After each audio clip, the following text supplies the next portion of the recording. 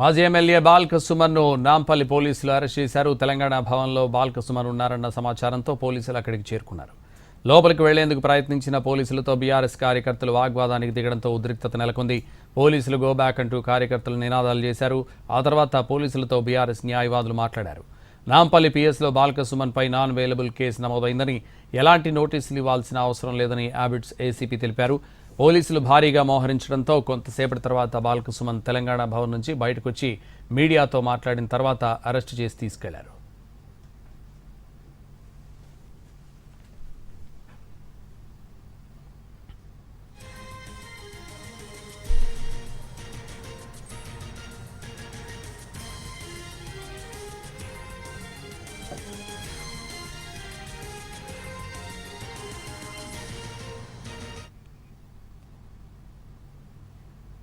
మాజీ ఎమ్మెల్యే బాల్క సుమన్ను నాంపల్లి పోలీసులు అరెస్ట్ చేశారు.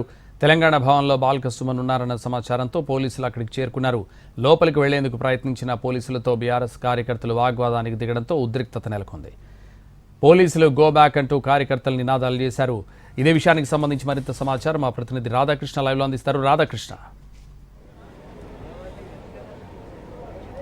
సంతోష్, మొత్తం బాల్కా సుమన్ పైన 6 సెక్షన్ల కింద కేసులు అయితే నమోదు చేశారు. కొద్దిసేపటి క్రితమే బీఆర్ఎస్ భవన్ నుండి అతన్ని అదుపులోకి తీసుకున్నారు. గేట్ బయటికి వచ్చిన తర్వాత అప్పటికే అక్కడ అతని కోసం వెయిట్ చేస్తున్న పోలీసులు అతన్ని నేరుగా పోలీస్ వెహికల్లో ఎక్కించుకొని నాంపల్లి పోలీస్ స్టేషన్కు తీసుకొని రావడం జరిగింది. గత మంగళవారం నాడు సింగరేణి కార్మికులకు సంబంధించిన సమావేశంలో మాట్లాడిన వివాదాస్పద వ్యాఖ్యలపై ఆ సింగరేణి కంపెనీలో జూనియర్ ఇన్స్పెక్టర్గా పనిచేస్తున్న ఆనంద్ అనే ఉద్యోగి ఇచ్చిన ఫిర్యాదు మేరకు నాంపల్లి పోలీసులు కేసు నమోదు చేయడం జరిగింది. అందులో ప్రధానంగా సింగరేణి భవన్ను కూల్చివేయాలంటూ, అలాగే మిలిటెంట్ యాక్టివిటీ చేయాలంటూ కూడా అందులో పేర్కొనడం జరిగింది.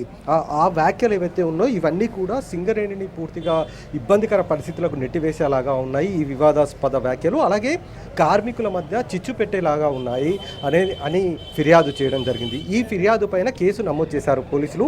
ఆ కేసు ఆధారంగా ప్రస్తుతం అయితే బీఆర్ఎస్ భవన్ నుండి బాల్కా సుమన్ని నేరుగా నాంపల్లి పోలీస్ స్టేషన్కి తీసుకొని వచ్చి విచారిస్తున్నారు. ప్రస్తుతం స్టేషన్లో ఇన్స్పెక్టర్తో పాటు ఐఓ అలాగే ఏసీపీ నలుగురు ప్రస్తుతం లోపల ఉన్నారు. వాళ్ళు బాల్కా సుమన్ నుండి ప్రస్తుతం విచారణ చేస్తూ ఉన్నారు, స్టేట్మెంట్ రికార్డ్ చేస్తున్నారు.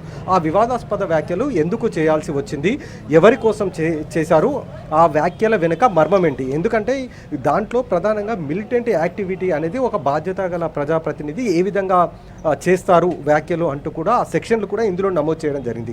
మరొక వైపు ఇందులో ఏదైతే యాక్ట్ పెట్టారో పీడీపీపీఏ యాక్ట్ 4 ఏదైతే ఉందో ఇది ప్రధానంగా బాల్కా సుమన్ పైన వర్తించదు అనేది కూడా లీగల్ టీం అయితే చెప్తుంది. ఈ prevention of damage to public property act 1984 ఏదైతే ఉందో ఈ 1984 యాక్ట్ బాల్కా సుమన్కు వర్తించదు అనేది ప్రధానంగా లీగల్ టీం చెప్తున్నారు. ఎందుకంటే కేవలం అక్కడ వ్యాఖ్యలు మాత్రమే చేశాడు తప్ప ఆ వ్యాఖ్యల అనంతరం ఎక్కడా కూడా డ్యామేజ్ జరగడం కానీ సింగరేణికి సంబంధించి లేదా దాడులు చేయడం కానీ ఎక్కడ కూడా చేయలేదు. కాబట్టి ఏ విధంగా ఇది వర్తిస్తుంది అన్న దానికి సంబంధించే బాల్కా సుమన్కి సంబంధించిన లీగల్ టీం ఒకవైపు యాంటిసిపేటర్ బెయిల్ కోసం ప్రయత్నం చేస్తూ రావడం జరిగింది. అలాగే వాళ్ళు ఈ సెక్షన్స్ ఏవి కూడా వివాదాస్పద వ్యాఖ్యలు చేశాడని బాల్కా సుమన్ చెప్తున్నారు, అవి వర్తించవనేది కూడా వాళ్ళు లీగల్ టీంకి సంబంధించిన వాళ్ళైతే చెప్తున్నారు.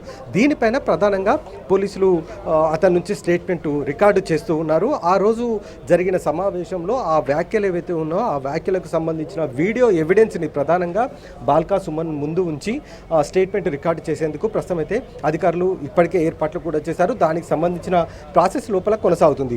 ప్రస్తుతం ప్రత్యేక రూమ్లో బాల్కా సుమన్ని ఉంచడం జరిగింది. అతనికి సంబంధించిన అడ్వకేట్ టీం కూడా లోపల ఉంది. కానీ అడ్వకేట్స్ని మాత్రం విచారిస్తున్న గది వరకు మాత్రం అనుమతించలేదు. కేవలం స్టేషన్ వరకు లోపలి వరకు మాత్రమే అతన్ని అనుమతించారు. ప్రస్తుతం లోపల లీగల్ టీం ఉన్నప్పటికీ బాల్కా సుమన్ని మాత్రం ప్రత్యేక గదిలో ఉంచి విచారిస్తున్న నేపథ్యం అయితే కనబడుతుంది. ఈ సింగరేణి గని కార్మికులకు సంబంధించిన బీఆర్ఎస్ అనుబంధ యూనియన్ మీటింగ్లో ఇలాంటి వ్యాఖ్యలు చేయడం, అది కూడా హైదరాబాద్ సింగరేణి భవన్లో చేయడం మిగతా కార్మికులకు ఇబ్బందికరంగా ఉంది, వాళ్ళను ఇబ్బందికర పరిస్థితులకు నెట్టివేసేలాగా ఉంది. అలాగే యూనియన్ బీఆర్ఎస్ అనుబంధ యూనియన్కి పూర్వ వైభవం తేవాలంటే అనేక కార్యక్రమాలు చేసి తీసుకురావాలి తప్ప ఈ విధంగా బాధ్యతాయుతమైన ప్రజాప్రతినిధిగా ఉండి ఏ విధంగా వ్యాఖ్యలు చేస్తారంటూ మరికొంతమంది ఈ వ్యాఖ్యలపైన తీవ్ర దుమారం రేపుతున్న పరిస్థితి ఒకవైపు కనబడుతుంది. మొత్తానికైతే కేసు అయితే నమోదు చేసిన నాంపల్లి పోలీసులు అతన్ని అరెస్టు చేశారు. బాల్కా సుమన్ని నేరుగా నాంపల్లి పోలీస్ స్టేషన్కి తీసుకొని వచ్చి ప్రస్తుతం అయితే అతని స్టేట్మెంట్ రికార్డు చేస్తున్నారు నాంపల్లికి సంబంధించిన పోలీసులు. Right, thank you Radhakrishna.